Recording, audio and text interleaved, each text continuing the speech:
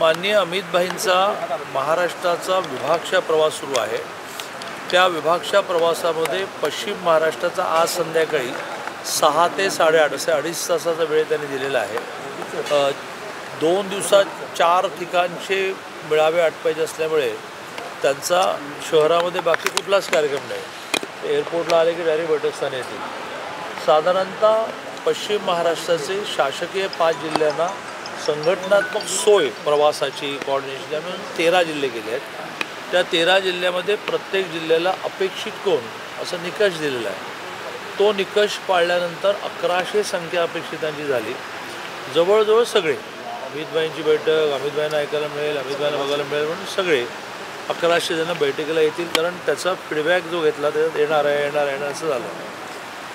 अमितभाई स्वतः बैठक चालवणार आहेत। काही प्रमाणात आमचे राज्याचे अध्यक्ष बावनकुळेजी प्रास्ताविक करतील आणि देवेंद्रजी काही राजकीय विश्लेषण करतील, पण विचारपूस जी आहे किंवा आपापल्या विधानसभेमध्ये एक एव्हरेज 400 बूथ असतील आणि त्याला 5ने भागल्यानंतर साधारणतः 80 शक्ती केंद्र तयार होत असतील, ते सगळी झाली आहेत ना। अगदी थेट मंडलाच्याही आतमध्ये जी छोटी रचना असते, जी शहरामध्ये असते प्रभाग आणि जिल्ह्यामध्ये असते पंचायत समिती, तिथपर्यंत सगळे मोर्चे सगळे प्रकोष्ठ यांचे सगळे 60 पदाधिकारी झाले आहेत ना, अशी काही विचारपूस करतील आणि ते काही मार्गदर्शन करतील। पश्चिम महाराष्ट्र जो काँग्रेसचा आणि नंतर पवारसाहेबांचा गड मानला गेला, तिथे 10 पैकी 6 जागा महाविकासच्या आल्या, 4 जागा आमच्या आल्या, एक आणखीन आली असती म्हणजे ती कुठलीही येऊ शकली असती, एक आणखीन आली असती तर 5-5 झाल्या असत्या। आणि पश्चिम महाराष्ट्रामध्ये झालेल्या मतदानात आम्हाला महाविकासपेक्षा 2 लाख मतं जास्त आहेत। त्यामुळे काही पिछेहाट वगैरे झालेली नाही।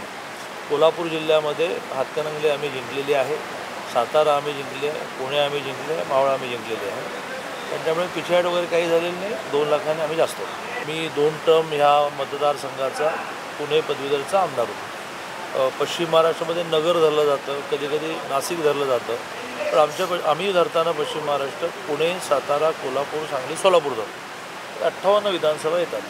त्या 58 विधानसभांमध्ये त्यांच्या 25 जागा असतील तर आमच्या 21 जागा आहेत। तर ह्या उलट वाढतील। म्हणजे कोल्हापूर जिल्ह्यामध्ये गेल्या वेळेला समजा भारतीय जनता पार्टीची एकही नाही, पण महायुतीची 1 आणि सहयोगी पक्ष 3 असे 4 होते। म्हणजे 10 पैकी 4 होतो आम्ही, 6 ते होते। तर आता 10 पैकी 6-7 इथपर्यंत आमची बदल जाईल। आता कसे तर दक्षिण आम्ही जिंकणार होतो, कसे तर कोल्हापूर उत्तर आम्ही जिंकणार होतो, कसे तर हातकणंगले आम्ही जिंकणार होतो। यावर तुमचं काही मत असेल तर मला सांगा, मग ते मी आकडेवारीने करेक्ट करतो।